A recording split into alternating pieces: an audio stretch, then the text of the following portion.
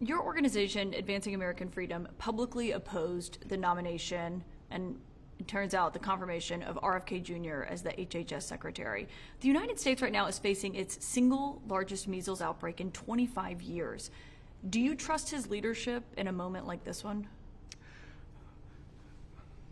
Well, as you know, Caitlin, I'm pro-life. I don't apologize for it. And the very idea that a Republican president would nominate an abortion rights supporter to lead the Department of Health and Human Services was just unacceptable to me. Policies regarding the sanctity of life, regarding conscience protections, all flow through HHS, and I had those concerns. Evidence recently with the Secretary's FDA chief, who said, despite promises that were made in the confirmation hearings, that they have no plans to even look into the harmful effect of the abortion pill on women across the country. And so that was the core of our concern. But as I said, I've got 4 grandchildren, going on 5, coming this fall. Congratulations. Thank you. And measles is a very serious disease, particularly for small children, and we should send no message across America other than to encourage parents at the time that young children are able to be vaccinated to get that measles vaccine. It's a completely preventable disease, and I do have concerns that we have a secretary at HHS who has had a lifetime career of undermining public confidence in vaccines. We should have the opposite, and I hope that we continue to hear voices around the country that speak into this moment for the sake of our kids and our grandkids.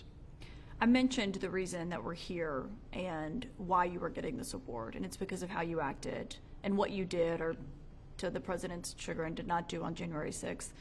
And when you were recounting that day during your speech last night, the line stood out to me where you said the only heroes that you saw that day were wearing uniforms, meaning the officers who were there protecting the Capitol and protecting you and others.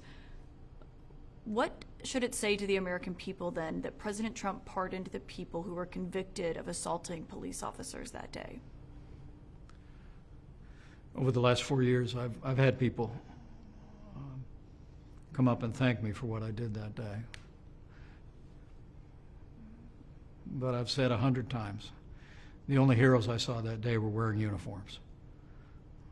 When we were evacuated down to the parking garage underneath the Senate, I literally saw Capitol Hill police coming and going through that area, some of whom had injuries, and but none of whom flinched. I mean, it was clear that our Capitol Hill police, the security at our Capitol, was caught off guard by the massive riot that ensued, but their courage, their bravery should be heralded for generations to come, because they secured the Capitol and allowed us to reconvene the very same day and complete our work under the Constitution. I will tell you, I was deeply disappointed to see President Trump pardon people that engaged in violence against law enforcement officers on that day.